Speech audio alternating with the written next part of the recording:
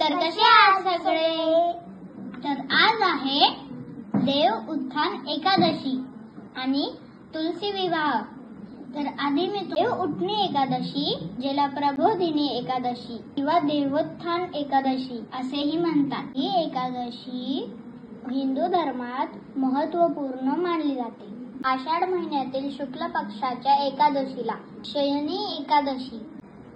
भगवान विष्णू योगनिद्रेत जातात आणि कार्तिक महिन्यातील शुक्ल पक्षाच्या देव उठणे एकादशी 4 महिन्याच्या योगनिद्रेतून जागे होतात अशी धार्मिक श्रद्धा आहे.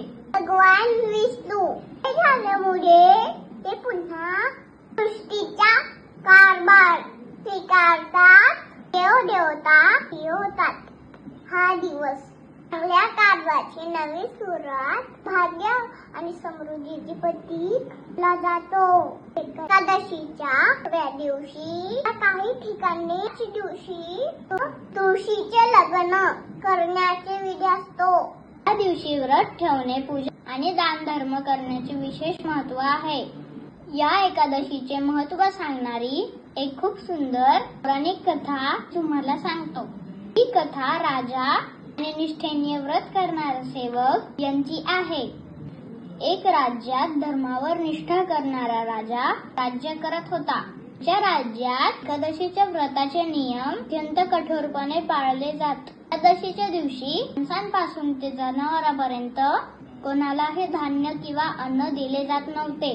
त्या दिवशी दुसऱ्या राज्यातील एक व्यक्ती राजाकडे रोखणे मागण्यासाठी आला. राजा म्हणाला, तुला रोज पोटभर जेवण मिळेल, एकादशीच्या दिवशी मात्र अन्न मिळणार नाही, तर फलाहार घ्यावा लागेल. व्यक्तीने ती अट मान्य केली आणि तो कामाला लागला. जेव्हा पहिली एकादशी आली त्या राजाने त्या माणसाला फलाहार दिला.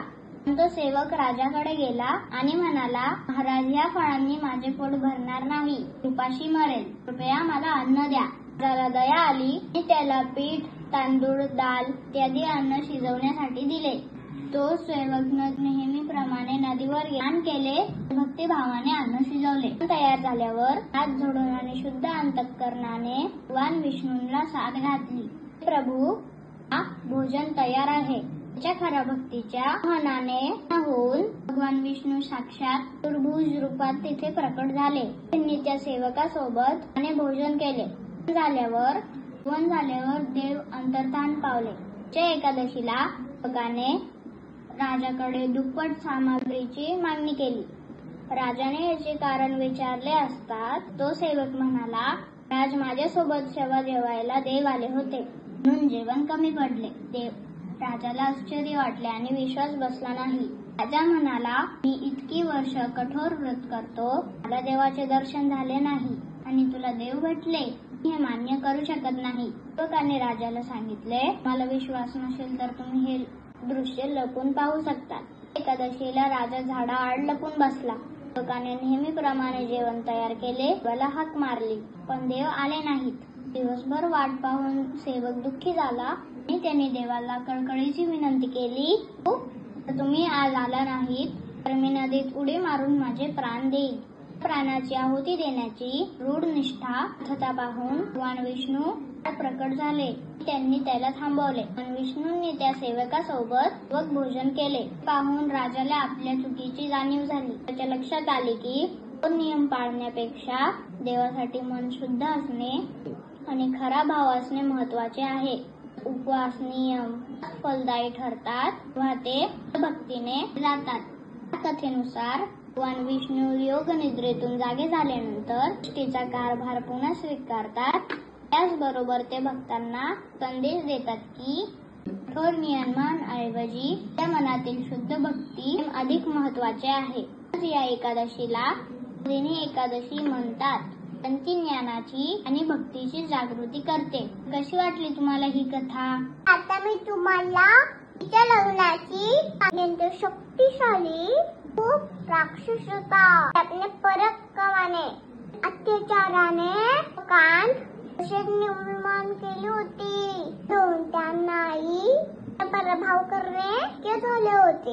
येथे कारण म्हणजे पत्नी वृंदा जी केवळ दैत्यराज यांची कन्या नव्हती. भगवान विष्णूची भक्त आणि होती. तिचे प्रतिमता धरला प्रकारचे कवच झाले होते. त्यामुळे त्याला मारू नाही शकत होते. त्या जंजालामुळे जालंधरच्या चाराने सर्व देव त्रस्त झाले. हरवण्यात घडले आणि मदतीसाठी विष्णूकडे धाव घेतली.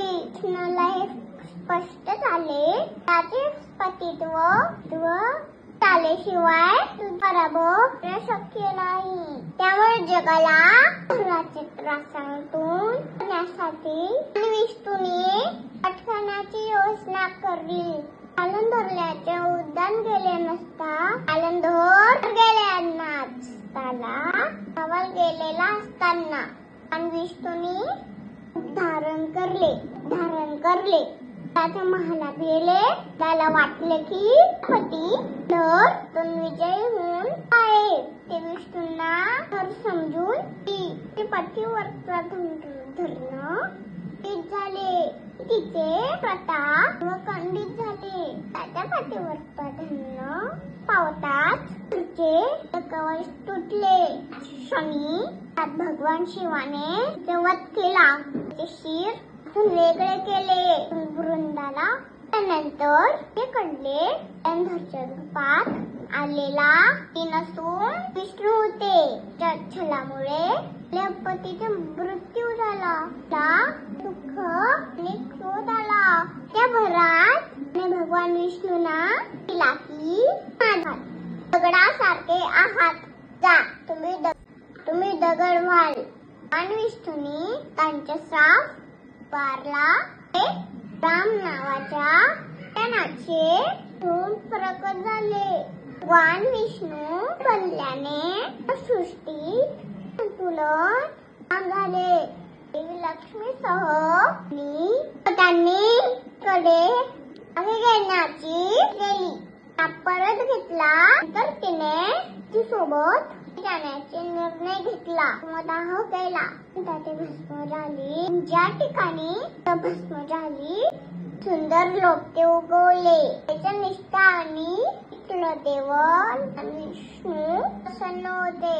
त्या रोप्यांना औषध नाव दिले. विष्णूंनी त्याला नाम दिले साठी पेक्षाही यशशील प्रयत्नामुळे पवित्रतेमुळे आता तुळशीच्या रूपात माझ्या सोबत राहशील. मस्तकावर ते मस्तकावर मिळेल. तुला तुझ्या शिवाय नैवेद्य करणार नाही. पूजा ग्राम रूपासोबत जाईल. पासून प्रशिष्ट टाकते. कार्तिक एकादशीवर नंतर विष्णूचे पाषाण रूप तुळशी वृंदा विवाह करण्याची दूर झाली. ही कथा. विवाह हा हिंदू धर्मातील एक अत्यंत पवित्र आणि मंगलमय सोहळा आहे.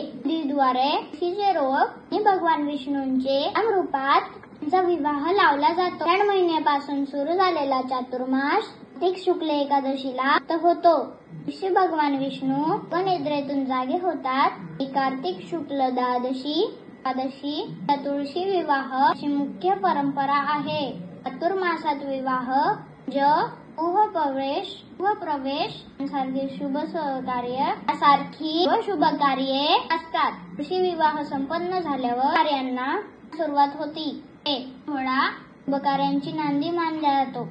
होत्या आजच्या कथा वाटल्या नक्की सांगा.